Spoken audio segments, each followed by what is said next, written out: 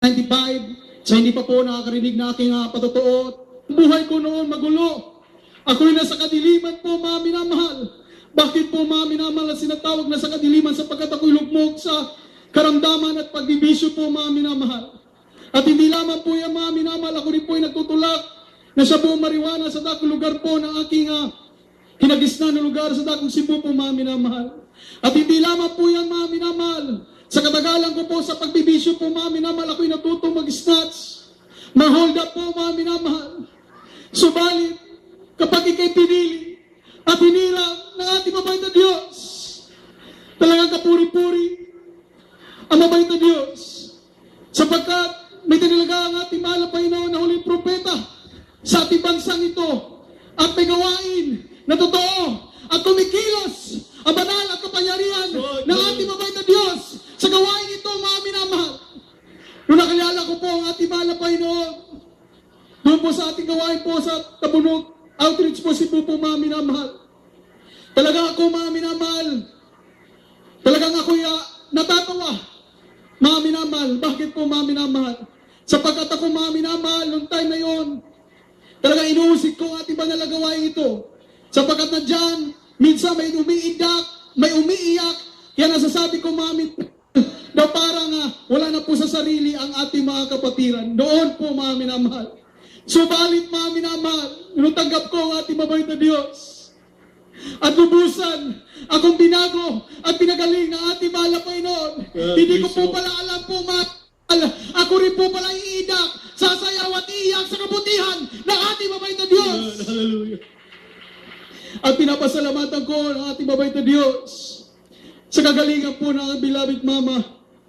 Sapagkat ang aking beloved mama, mga minamahal, 2 buwan na lang po ang tani, may cancer po ito, mga minamahal. Subalit dito sa gawain ito, sa unang dalangin natin magulang sa panampalataya, saan man tayo dumako, mga minamahal, mapurbitsya man, may mga abroad man, o kasaan man tayo, mga minamahal, nandiyan ang kapangyarihan ng ating mabait na Diyos, sapagkat meron tayong propeta, araw at gabi, nanigloon, upang sa ating mga panalangin, at panalangin ay ito'y umabot sa trono, nagarian, nagalangitan.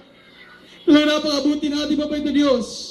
At isi-share ko po sa inyo, mga minamahal, sa dako pong Siargao Island, sa Kaub Outreach po, mga minamahal, meron po tayong 2 kapatiran po dyan na pinagpala ng ating mabait na Diyos. Bakit po pinagpala po, mga minamahal? Ulitin ko, sasabihin ko sa inyo, sa mandako tayo pumaroon, sa amang lugar, mga minamahal, nandyan ang kapangyarihan at himala at pag-iingat ng ating mabait na Diyos.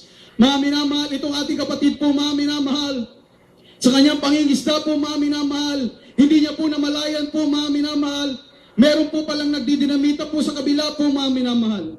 At ang kanyang pagsisid po, mga minamahal, sa ilalim ng dagat po, mga minamahal, nung pagtapon po ng katabi niya, mga minamahal, nagtapon po ng dinamita po, mga minamahal, hindi alam na may tao po pala doon sa ilalim po, mga minamahal. Sa mga tuwid, pagsapok at pagtapon po, mga minamahal, itong ating kapatid po, mga minamahal, daw parang isda, mga minamahal, na unting-unting umaangat at wala na pong buhay. Nakita na po ng ating mga kapatid po doon, at ito'y kinuha po, mga minamahal, at dinala po sa tabi po, mga minamahal. At sa mga tuwid po, mga minamahal, nagpurit sila at nagsisi po, mga minamahal.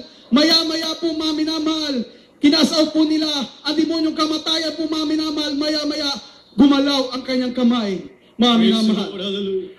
At pagkatapos po, mga minamahal, dinala ka agad, karakadaka, mabilis ang biyahe, papuntang Surigao po, mga minamahal, upang ma-check up po, mga minamahal.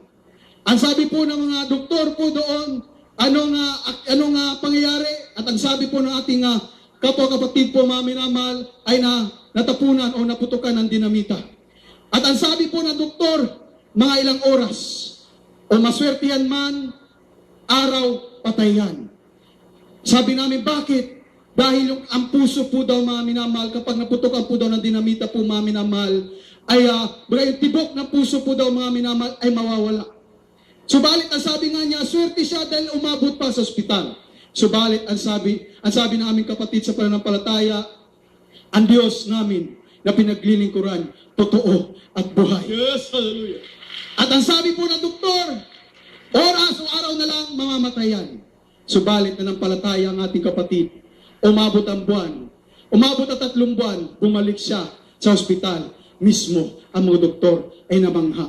Totoo ang gawain natin. Totoo ang ating propeta na ating ginagalang mga Pastor Willie Estrada Almeida.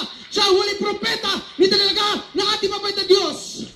Kaya po mga minamahal, ang akin lamang po, lalo na po sa mga baguhan, kayo'y pinagpala ng ating mabait na Diyos. Sa atin na nanonood sa TV program po, mga minamahal, pinagpala kayo ng ating mabait na Diyos sapagkat kayo ay nakasumpong ng buong katotohanan. Puri po ang ating mabait na Diyos. Kaya po mga minamahal, ang kapurihan at kwalitiang katakilaan ay para lamang po sa ating pinakamamahal na po Jesus.